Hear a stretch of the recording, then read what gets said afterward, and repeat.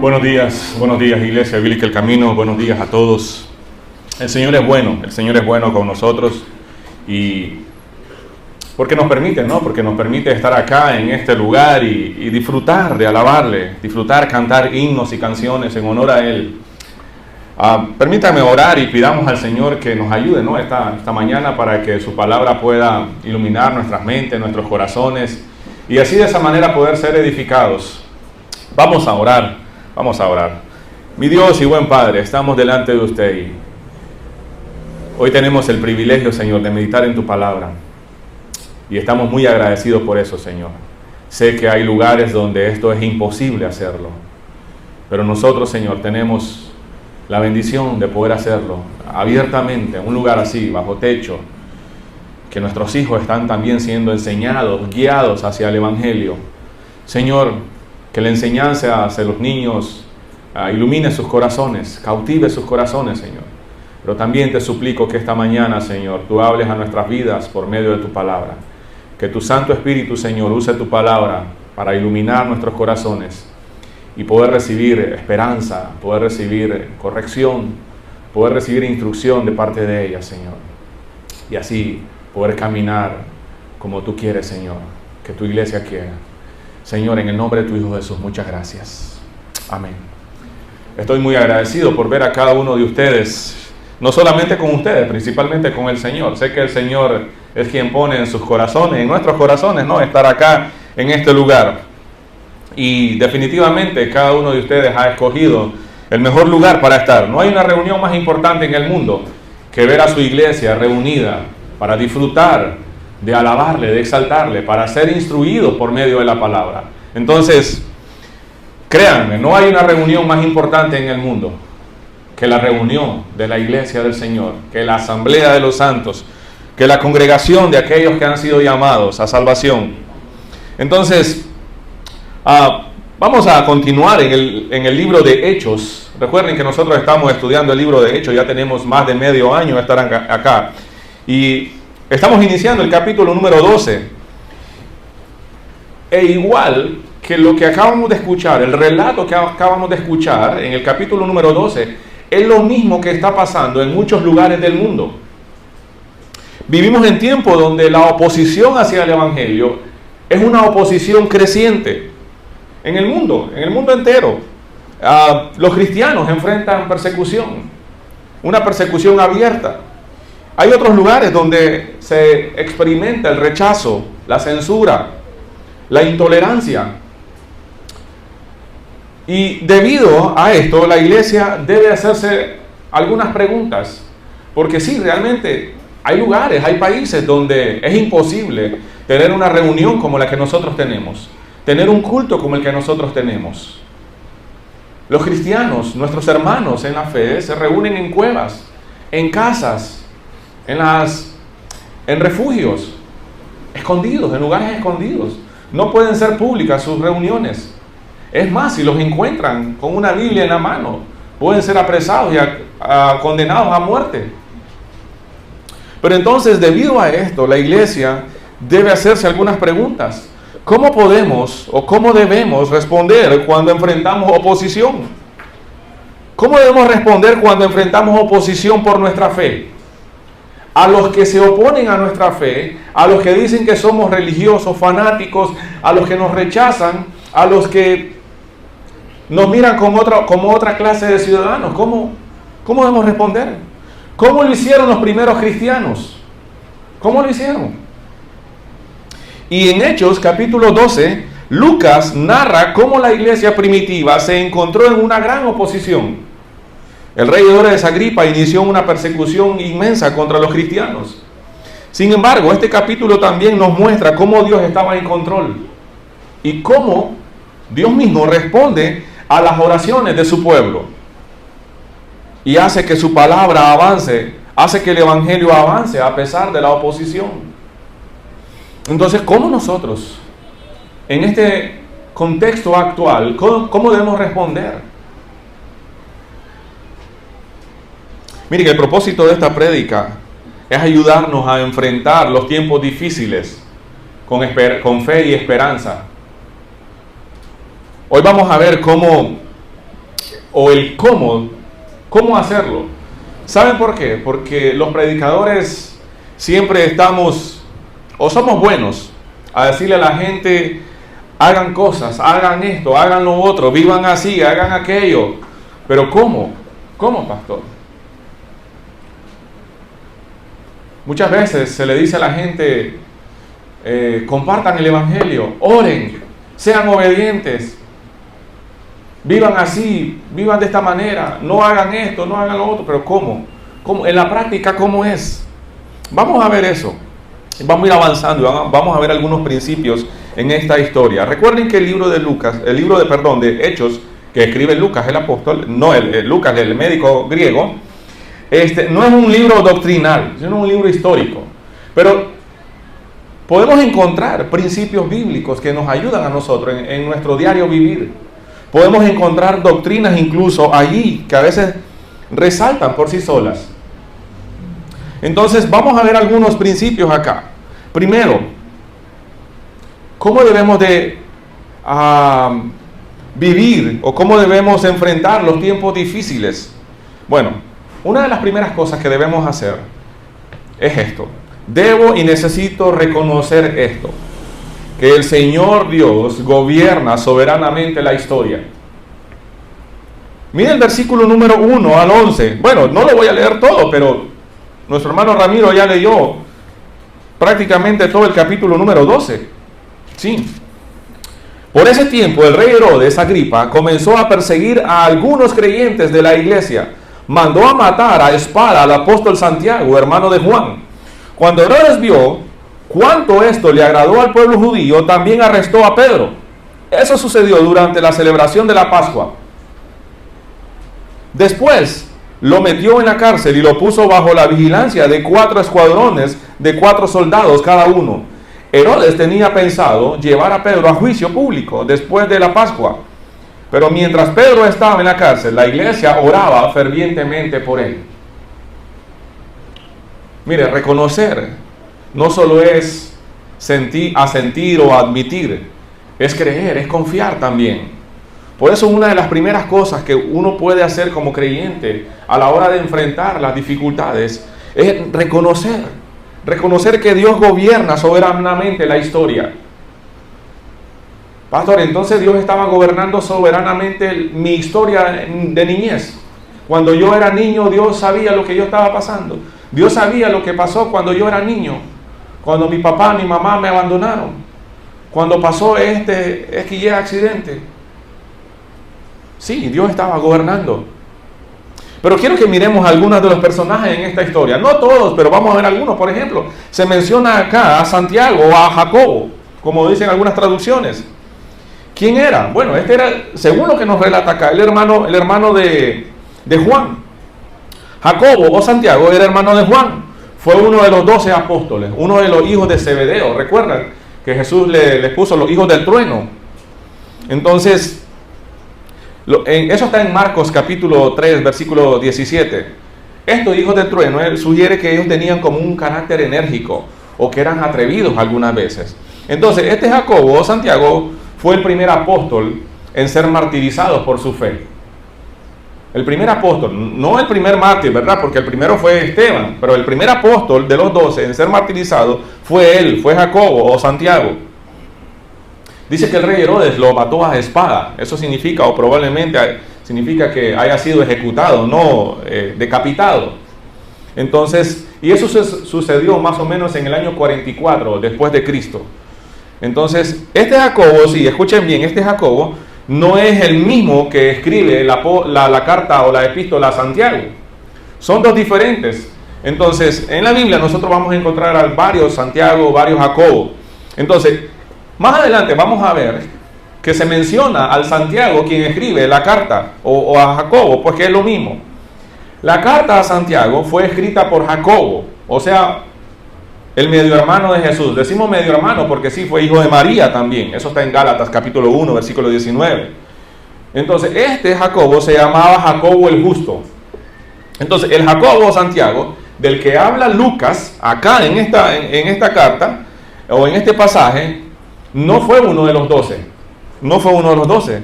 Y no escribió sí fue a ver, no quiero confundirme ni confundirlo. El Jacobo del que habla Lucas sí fue uno de los 12, pero no fue el que escribió la carta, ¿verdad? Entonces, él no escribió la carta a Santiago. Ahora, quien escribió la carta a Santiago, o la carta llamada a Santiago, sí es el hermano de Jesús, pero no fue uno de los 12. Una vez más, Jacobo del que habla Lucas acá, fue uno de los 12, pero este no escribió la carta. El que escribió la carta fue el medio hermano de Jesús, pero no fue uno de los 12. ¿Por qué no fue uno de los 12 el medio hermano de Jesús? Bueno, porque en el tiempo cuando Jesús estaba vivo, él no creía que él era el Mesías. Hasta después de la resurrección de Jesús, es que este Jacobo o Santiago, así vamos a llamarle Santiago, este Santiago sí comenzó a creer en Jesús como el Mesías. Y fue uno de los líderes de la iglesia en Jerusalén. Y él es el que escribe esta carta de Santiago. Y Santiago, la carta, es dirigida a todos los cristianos que habían sido dispersados, que habían sido exiliados por toda la persecución que había. Entonces, más adelante en el versículo 17 se menciona este Santiago. Ahí vas a ver.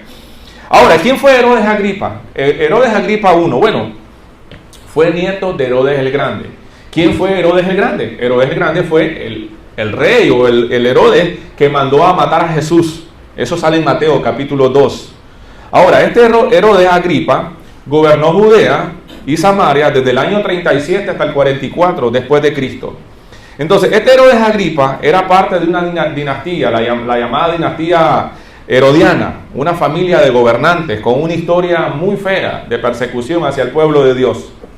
Entonces, este Herodes Agripa buscaba el favor de los judíos. ¿Cómo lo hacía? Persiguiendo a los cristianos. Ahí está, en los 3 primeros versículos que acabamos de leer. Ahora, volvamos a nuestro texto, porque no quiero confundirles acá. Solo una pequeña reseña de los personajes que acá estamos presentando acá. Jacobo o Santiago, quien es perseguido, era uno de los 12 discípulos, pero no es el que escribe la carta. El rey Agripa, acá, Herodes Agripa, este comenzó a perseguir, dice, algunos creyentes de la iglesia. Mandó a matar a espada a Santiago, el hermano de Juan, los hijos de Zebedeo, ¿verdad? Cuando Herodes vio cuánto esto le agradó al pueblo judío, también arrestó a Pedro. Entonces, lo que nosotros vemos acá, este capítulo muestra que Dios gobierna sobre los eventos humanos, sobre la historia, incluso cuando los poderes terrenales parecen estar en control. Quien está en control verdadero es Dios. Nuestra mente finita, nuestra mente limitada de conocimiento y entendimiento juega un papel en contra de nosotros mismos. Y eso nos lleva a juzgar las cosas o juzgar la historia en base a lo que nosotros sabemos o conocemos. Pero nuestra mente finita comparada con la mente infinita, con la sabiduría infinita de Dios, no es nada, no es nada. Entonces, el conocimiento, la sabiduría y el propósito del Señor van más allá de los nuestros. ¿Qué quiero decir con esto? Que la soberanía de Dios está por encima de la persecución, está por encima de la historia. Y la persecución incluso de los creyentes, en este caso y en todos los casos, está bajo el control soberano de Dios. Herodes arrestó y mató a Jacobo. Después encarceló a Pedro. Pero ¿cuál era la intención de Herodes? Encarcelar a Pedro, ejecutarlo también. Eso está en los primeros 4 versículos que acabamos de leer. Y aparentemente el enemigo estaba ganando. Sin embargo, el Señor tenía otro plan. Aunque permitió la muerte de Jacobo, aunque permitió la muerte de Santiago, ¿qué pasó en los siguientes versículos? Dios decide salvar a Pedro de una manera milagrosa. La noche antes de ser sometido a juicio, Pedro dormía sujeto con 2 cadenas entre 2 soldados. Otros hacían guardia junto a la puerta de la prisión. De repente la luz intensa iluminó la celda y un ángel del Señor se puso frente a Pedro. El ángel lo golpeó en el costado para despertarlo y le dijo: rápido, levántate. Y las cadenas cayeron de sus muñecas. Después el ángel le dijo: vístete y ponte tus sandalias. Pedro lo hizo y el ángel le ordenó: ahora ponte tu abrigo y sígueme. Así que Pedro salió de la celda y siguió al ángel, pero todo el tiempo pensaba que era una visión. No se daba cuenta de que en verdad eso estaba sucediendo. Jesús ya les había dicho, ya les había advertido esto a sus discípulos, que serían perseguidos. Por ejemplo, en Juan 15:20, les dijo, el esclavo no es superior a su amo. Ya que me han perseguido a mí, también a ustedes los perseguirán. Pero también les prometió que las puertas del Hades no iban a prevalecer sobre la iglesia o contra la iglesia. Eso se lo dijo en la región de Cesarea de Filipo, en Mateo 16:18. Entonces, ¿qué pasa? ¿Qué es lo que estamos viendo acá? Que Dios es el que está gobernando soberanamente la historia, los acontecimientos. Aunque los poderes terrenales aparentemente estaban ganando en este caso, Dios estaba en control de todo. Dios estaba en control de todo. Otra de las cosas que podemos ver acá es que Dios humilla a los orgullosos.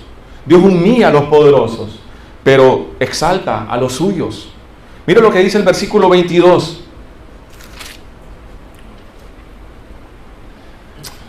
Al instante, un ángel del Señor hirió a Herodes con una enfermedad porque él aceptó la adoración de la gente en lugar de darle gloria a Dios. Así que murió carcomido por gusanos. Mientras tanto, la palabra de Dios seguía extendiéndose y hubo muchos nuevos creyentes. Estamos haciendo un salto acá y vamos a regresar después. Pero usted puede ver lo que sucede acá. Dios estaba humillando a los orgullosos. Dios estaba humillando a los poderosos, pero estaba exaltando a los suyos. El evangelio se estaba proclamando. Herodes, lleno de orgullo cuando el pueblo lo proclamó como un Dios. Pero Dios lo juzgó inmediatamente y murió carcomido por gusanos. Entonces este evento nos recuerda lo que dice Proverbios 16:18. El orgullo va delante de la destrucción y la arrogancia de la caída. Mira lo que está pasando en los versículos 7 al 11. Versículos 7 al 11. Pedro es liberado. Voy a leérselos rapidito, no todos, pero dice, de repente una luz intensa iluminó la celda y un ángel del Señor se le puso frente a Pedro. Ya lo leímos acá. Así que Pedro salió, el versículo 9, de la celda y siguió adelante, pero todo el tiempo pensaba que era una visión. No se daba cuenta de que en verdad estaba sucediendo. Pasaron el primer puesto de guardia y luego el segundo y llegaron a la puerta de hierro que lleva a la ciudad. Y esta puerta se abrió por sí sola frente a ellos. De esta manera cruzaron la puerta y empezaron a caminar por la calle. Y de pronto el ángel lo dejó. Finalmente, Pedro volvió en sí. De veras es cierto, dijo. El Señor envió a su ángel y me salvó de Herodes y de lo que los líderes judíos tenían pensado hacerme. Usted puede ver eso. Pedro es liberado de una manera milagrosa por un ángel. Y esto está demostrando que el verdadero poder no está en las manos del ser humano, no está en las manos de los gobernantes, no está en las manos de los reyes, no está en los poderes terrenales. ¿En las manos de quién está el verdadero poder? En las manos de Dios. En las manos de Dios. En las manos del Señor. No en las manos de los gobernantes terrenales. Podemos concluir algo rápido acá en estos primeros versos que hemos visto. Miren, en el mundo existen países, gobiernos e ideologías que buscan silenciar el evangelio. Usted le habla de la Biblia a alguien y ya dice que somos homofóbicos, un montón de cosas. Un montón de apodos o sobrenombres que se le pone a los cristianos. Pero mucha gente es bibliofóbicos. Uno no puede darle un texto bíblico porque ya comienzan a tildarlo a uno de aleluya, de religioso. Pero sí, en el mundo existen muchos lugares, muchos países, muchas ideologías que buscan silenciar el evangelio. Pero ningún poder, escuchen, ningún poder humano puede frustrar el plan de Dios. Nadie. Entonces, mire, cuando enfrentemos oposición, debemos recordar esto, que Dios sigue en su trono. Dios sigue reinando en su trono. Y que la persecución es una oportunidad para glorificarle. Sí, es una oportunidad. Escuche lo que le dijo Jesús a sus discípulos. Mateo 5:10 al 12. Dios bendice a los que son perseguidos Dios bendice a los que son perseguidos por hacer lo correcto, porque el reino de los cielos les pertenece. Dios los bendice a ustedes cuando la gente les hace burla y los persigue y miente acerca de ustedes y dice toda clase de cosas malas en su contra porque son mis seguidores. Alégrense, estén contentos porque les espera una gran recompensa en el cielo. Y recuerden que a los antiguos profetas los persiguieron de la misma manera. Si para los discípulos, para los oyentes originales, esta porción bíblica, los profetas ya eran antiguos, para nosotros, ellos, estos discípulos, también fueron personajes antiguos. Son personajes antiguos, pero también los profetas. Entonces, Jesús le está diciendo a los profetas, a los creyentes, a mis seguidores en el pasado, los persiguieron. A ustedes también los van a perseguir. E incluso a los que crean en el futuro. ¿Quiénes son esos? Nosotros. Sus seguidores. Ahora, siempre les digo, procure que la persecución, el sufrimiento o la dificultad que usted esté pasando no sea consecuencia de un pecado. Porque eso así es. Porque usted puede estar sufriendo a causa de una mala decisión. A causa de que se casó o se va a casar con alguien que Dios no aprueba. O que está manteniendo una relación que Dios no aprueba. Y de repente decide casarse con la persona. Y entonces está sufriendo las consecuencias de tus propias decisiones. Pero no está sufriendo porque realmente está siguiendo a Cristo. Ahora, ¿cuál es la diferencia? Ya le dije uno sufre a consecuencia de sus propias decisiones. Como cuando la casa comercial dice, no importa, no pague hoy, pague en 3 meses. Venga, adquiera su crédito, tome, con solo su cédula, usted se lleva una cama, un refrigerador, una cocina. Y uno dice, wow, está en promoción, no voy a pagar los siguientes 2 meses, hasta el tercer mes. Y va con su cédula uno, y viene lleno de un montón de cosas. Y después no haya cómo pagar. Después van a estar los cobros, después van a estar en juicio. Después le embargan la casa. Y entonces la persona dice, oren por mí porque tengo problemas. Y de repente escucha a alguien que dice, no se preocupen, el Señor va a pagar sus deudas. Y creen que se refiere a eso. Está sufriendo. Ese es un vivo ejemplo de una persona que está sufriendo a causa de sus propias decisiones. No así, cuando usted decide hacer lo correcto delante de Dios, ¿verdad? Usted decide hacer lo correcto delante de Dios, y si va a tener que perder una amistad de un ser querido, de un buen amigo, pero usted hace lo correcto, y vienen situaciones duras por usted decidir hacer lo correcto, por honrar al Señor. Eso es sufrir por ser un seguidor de Cristo.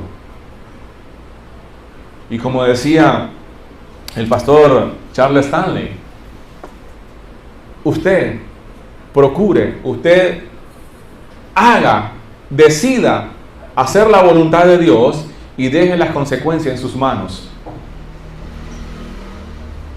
Eso ya es ser consciente de que voy a hacer lo correcto y lo que venga está en las manos de Dios. Si Dios permite algún tipo de sufrimiento, algún tipo de persecución, pues que así sea.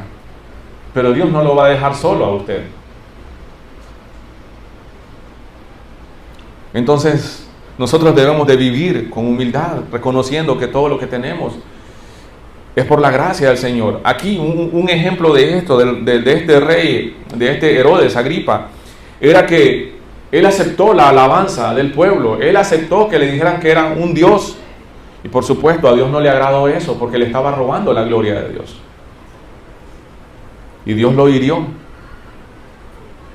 Dios lo mató, prácticamente. Eso es lo que está diciendo. Santiago 4:6 dice que Dios da gracia con generosidad. Como dicen las Escrituras, Dios se opone a los orgullosos, pero da gracias a los humildes. Eso está en Santiago 4:6, pero es un texto paralelo a Proverbios 3:34. Entonces, si usted se puede fijar acá, una de las primeras cosas que necesitamos reconocer es que Dios gobierna soberanamente la historia. Otra verdad que encontramos acá que debemos y necesitamos reconocer para poder enfrentar los tiempos difíciles es que la oración es un medio poderoso de gracia que Dios ha dado a la iglesia. Volvamos al versículo número 5.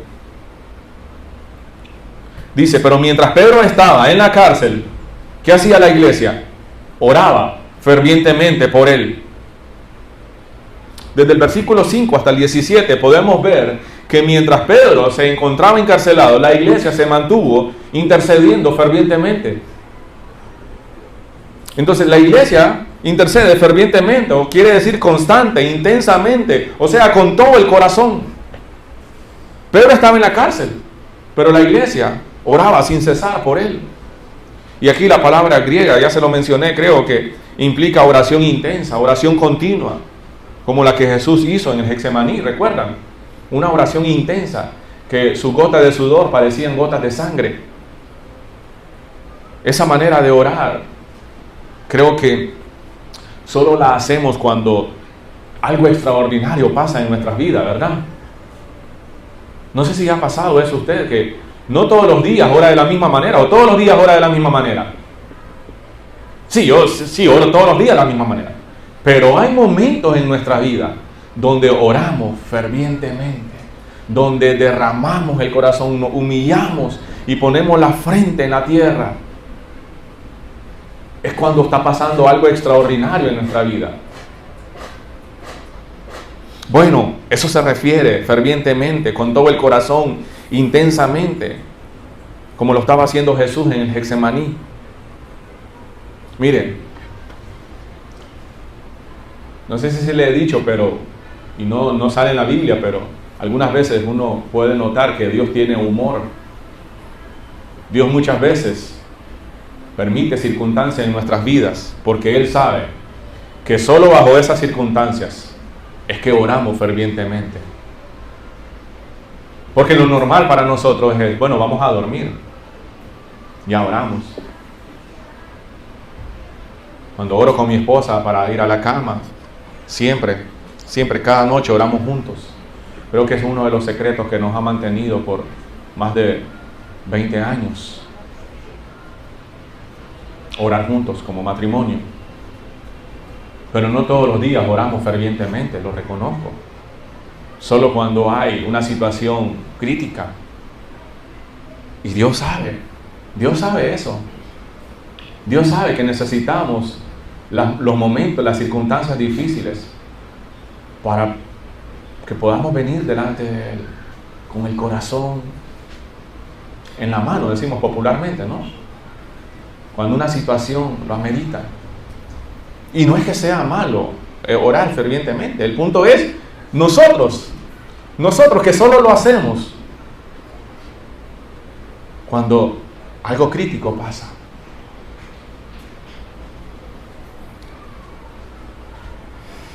Dios sabe, Dios permite eso para enseñarnos a reconocer este medio poderoso de gracia.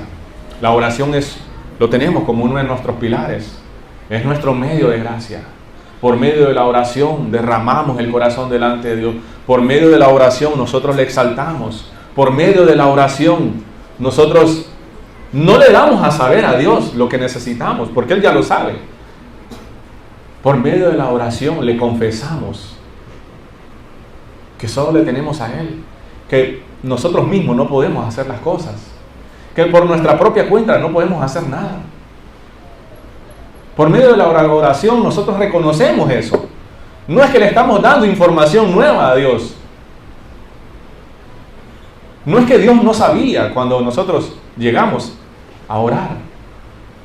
Wow, pobre mi hijo, no sabía. Pero qué bueno que vino a orar mi hijo, mi hija, y me hizo saber que necesita esto. No, Dios ya lo sabe. Lo que Dios está esperando es una actitud humilde, una actitud ferviente, una actitud necesitada, una actitud agradecida, un corazón humillado delante de Él. Y mire que Dios responde de una manera inesperada. Dios envió un ángel para liberar a Pedro. O sea, Pedro es liberado de una manera milagrosa. Eso está en el versículo 7 al 10. Sin embargo, mire bien, cuando Pedro llegó a la casa de los creyentes, ellos no podían creer lo que Dios había hecho. Ellos no podían creer que Dios había respondido a sus oraciones. Es interesante, ¿no? Mire el versículo 13 y 16. Cuando se dio cuenta de esto, fue a la casa de María, estoy leyendo el 12, la madre de Juan Marcos, ¿verdad? Este Juan Marcos, después lo vamos a ver, que fue uno de los compañeros de Pablo, pero también fue uno de los 12. Él fue el que escribió el Evangelio de Marcos, que lleva su nombre. Tocó la puerta de entrada y una sirvienta llamada Rode fue a abrir. Cuando ella reconoció la voz de Pedro, se alegró tanto que en lugar, esto da un poco de risa, ¿no? En lugar de abrir la puerta, corrió adentro y le dijo a todos. En otras traducciones dice como que abrió y de la emoción volvió a cerrar la puerta y salió hacia adentro a avisarle a los demás. ¿Y qué pasó? ¿Qué dijo ella? Pedro está a la puerta. ¿Y qué le dijeron? Estás loca. Estás loca, le dijeron.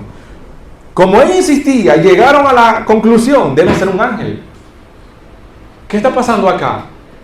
La iglesia que estaba orando fervientemente por Pedro, aún le costaba, aún no creía que Dios había respondido sus oraciones.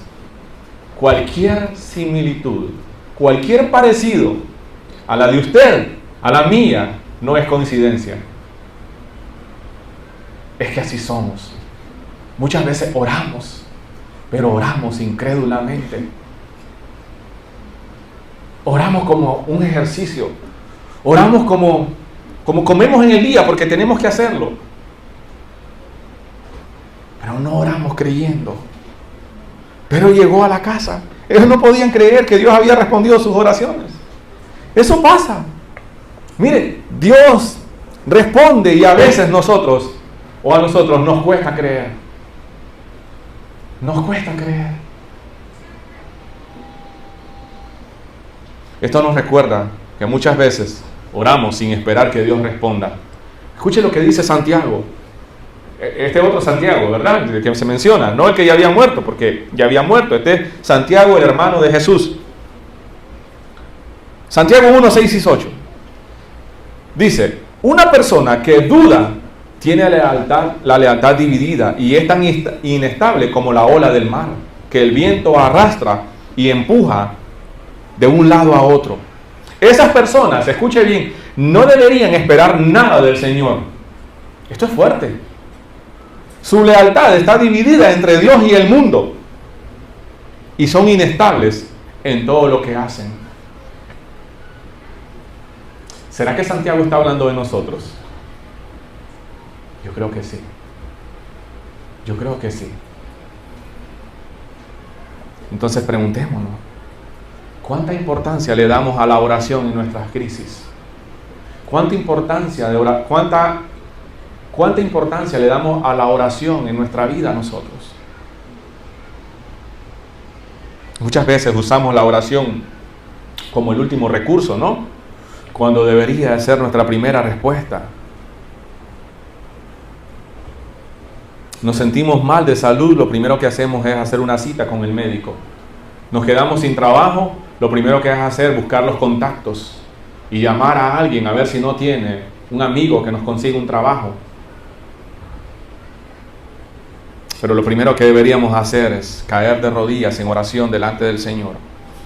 Filipenses 4:6 nos recuerda y nos dice, no se preocupen por nada. En cambio, oren por todo. Díganle a Dios lo que necesitan y denle gracias por todo lo que Él ha hecho. Así experimentarán la paz de Dios que sobrepasa o que supera todo lo que podemos entender. La paz de Dios cuidará sus corazones y su mente mientras vivan en Cristo Jesús. ¿Se da cuenta lo que hace la oración? Eso hace la oración. una verdad que salta de estos versículos acá, que Dios sigue respondiendo oraciones. ¿Sabía eso usted? Dios sigue respondiendo oraciones, ¿sí o no? ¿Sí o no? No todos creen, ¿se dan cuenta? ¿Se dan cuenta que no todos creen? Pero escuche, iglesia, Dios sigue respondiendo oraciones. Entonces, si Dios sigue respondiendo oraciones, ¿cuál es la enseñanza para mí? Es que yo puedo ir con confianza al trono de su gracia y encontrar ahí misericordia, encontrar su favor, encontrar la ayuda que necesito. Pero entonces, ¿por qué no oramos? Porque no creemos que Dios sigue respondiendo oraciones. Y si oramos, no creemos que Dios vaya a responder. ¿Se da cuenta? Dígame, ¿tiene alguna necesidad usted para esta semana? Estoy seguro que sí. Estoy seguro que usted está necesitado de algo. Usted está necesitado de Dios más de lo que se imagina. Más de lo que se imagina. Pero no oramos porque no creemos que Dios vaya a responder.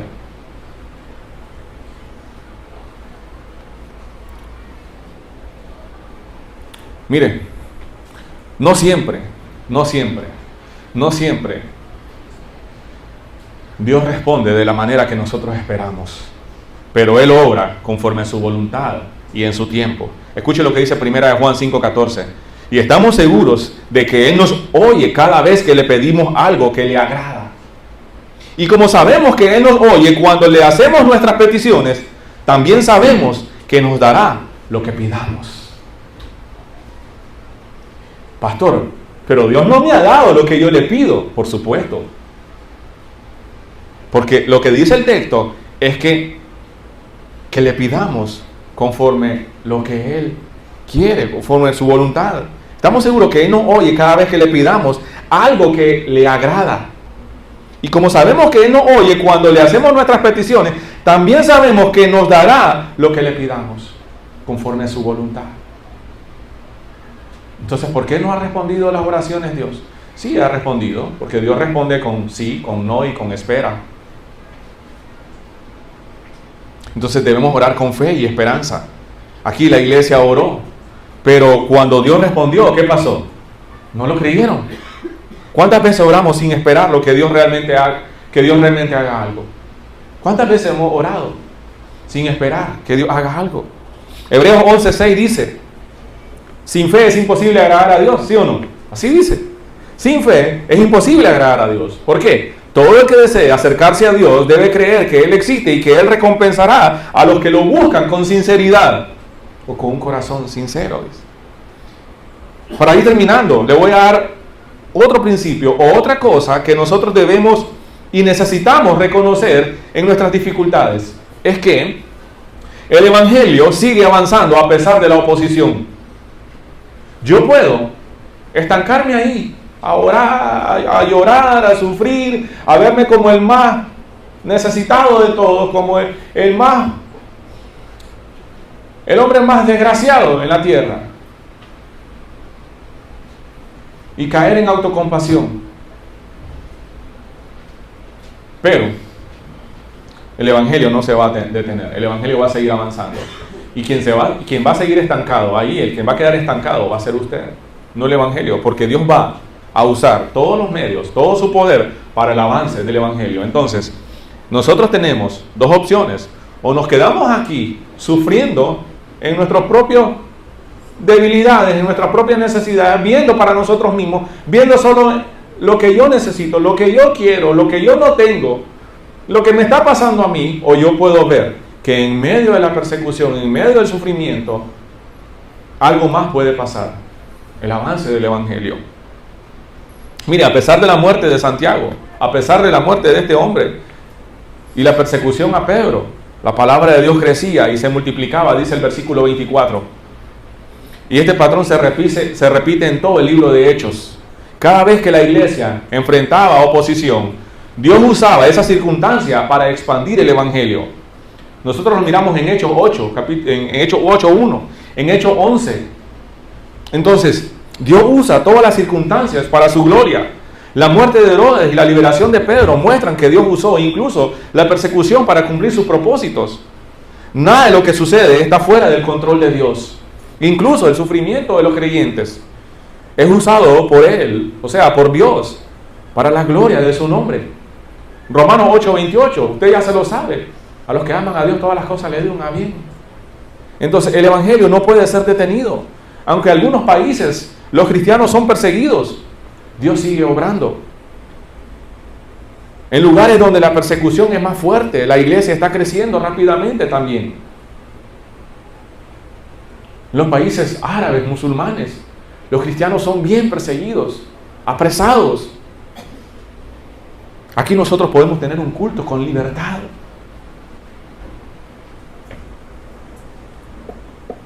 El sufrimiento de los creyentes nunca es en vano. Nunca.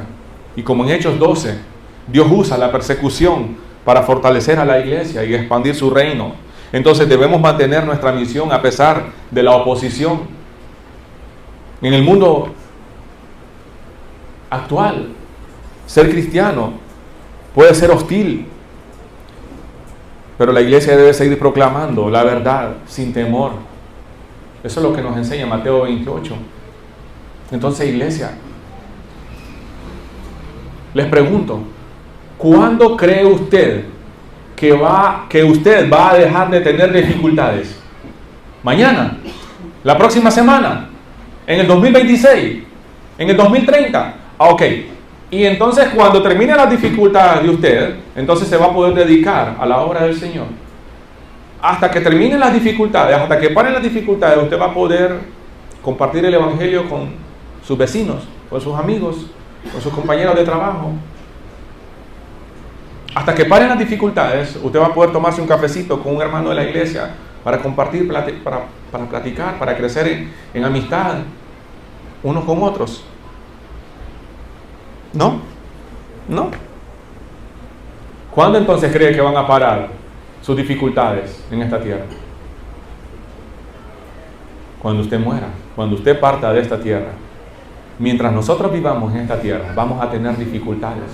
Mientras nosotros vivamos en este mundo caído, vamos a tener dificultades. El punto es, ¿qué vamos a hacer con eso? ¿Qué vamos a hacer mientras esas dificultades se nos presenten o salgan al encuentro a nuestra vida? Porque por supuesto nosotros no salimos a buscarla, como dije el domingo pasado, ¿verdad? No salimos a buscarla, van a salir a nuestro encuentro y Dios muchas veces las va a permitir, van a pasar porque Dios va a quitar su mano y va a permitir, y van a hacer un tipo de prueba para ver qué hace mi hijo, qué hace mi hija frente a esta dificultad, frente a esta tentación, frente a este problema. Y muchas veces esas pruebas, esas dificultades, lo que van a revelar es el tipo de fe que nosotros tenemos, es el tipo de relación que nosotros tenemos, es el tipo de confianza, el tipo de fe que tenemos en Dios. No para dar información, no para que Dios se dé cuenta de que voy a ver qué tan fuerte es la fe de mi hijo Fran. No, Dios ya la sabe. Es para que yo mismo me dé cuenta qué tan débil soy, qué tan necesitado soy. Por eso Dios permite eso. Entonces, iglesia, las dificultades escuche bien, tienen el potencial de ayudarnos a reconocer más el poder de Dios y no tanto en confiar en nosotros mismos. Las dificultades pueden hacernos más humildes y experimentar el favor de Dios. Por eso Dios permite las dificultades en nuestra vida. Y a manera de conclusión, nosotros podemos repasar acá las 3 verdades fundamentales que debemos recordar, que debemos reconocer cuando vengan estas dificultades. Primero, Dios es soberano sobre la persecución. Dios es soberano en la historia. Ningún poder humano puede frustrar el plan de Dios. 2, la oración es nuestra mayor fortaleza como creyentes. Dios obra poderosamente cuando su pueblo ora con fe. Cuando su pueblo ora con fe y esperanza. 3, el evangelio va a seguir avanzando con usted o sin usted.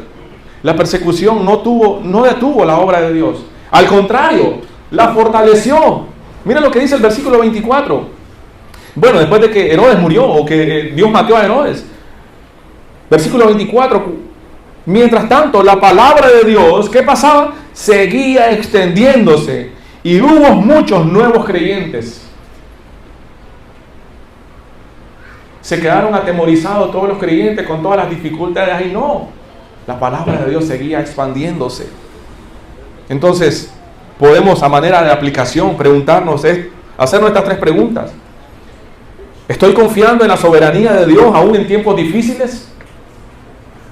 ¿Estoy orando con fe y creyendo que Dios puede obrar de cualquier manera, en cualquier circunstancia? ¿Estoy comprometido con la misión del Evangelio sin importar la oposición? Y una que no están en la pantalla. ¿Estoy viviendo para mí mismo? ¿Estoy viviendo para la gloria de Dios? Mis hermanos, yo confío que el Señor haya usado este mensaje para animarnos a confiar en Él.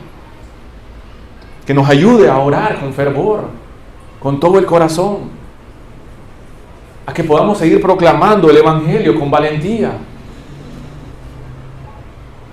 Dice, pero la palabra del Señor crecía y se multiplicaba. Entonces Dios nos recuerda que aunque los creyentes puedan sufrir oposición, Dios sigue en control y su propósito se va a cumplir. Ese es el mensaje para nosotros el día de hoy.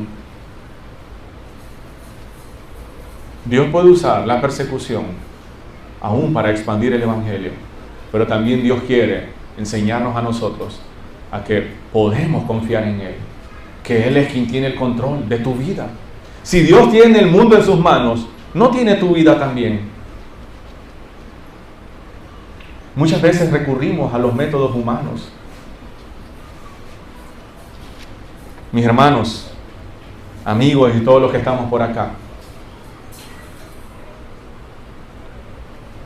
yo les reto esta noche a orar con fe, con todo el corazón. Pero no se asuste cuando Dios responde esa oración. Espere con fe la respuesta de Dios. Espere con fe la respuesta de Dios, porque Dios sí puede obrar. Dios aún sigue respondiendo oraciones, aún más las de su pueblo y las que van conforme a su voluntad. De esta manera podemos enfrentar las dificultades que se nos presentan día a día, sabiendo que Él continúa respondiendo oraciones y que Él está bajo control de la historia y de mi vida. Oremos. Dios soberano, Dios bueno que estás en los cielos, estamos delante de usted, Señor, y podemos ver, Señor, cómo los primeros cristianos sufrían, eran perseguidos, metidos en la cárcel de manera injusta humanamente. Pero tú estabas en control de todo, Señor. La muerte de Jacobo, Señor, la muerte de Santiago, no era más que otra cosa, Señor. Un llamado a la gloria, un llamado a dejar de sufrir en este mundo. Para nosotros, tus hijos, para tu pueblo, la muerte no es el fin de todo. La muerte solo es un paso hacia la eternidad con gozo en tu presencia. Por eso, Señor, mientras estemos en esta tierra, mientras estemos enfrentando dificultades, ayúdanos, Dios, a recordar que este mundo, que esta vida no lo es el todo. Que sí podemos, Señor, vivir esta vida, aún con dificultades. Podemos confiar de que tú gobiernas soberanamente, que tú respondes oraciones, que lo que tú deseas, Señor, es que el Evangelio, es que más personas continúen creyendo en tu palabra. Señor, ayúdanos a nosotros, como iglesia, a poder seguir proclamando con valentía y confiando que tú sigues obrando, Señor, en los corazones de aquellos que no te conocen.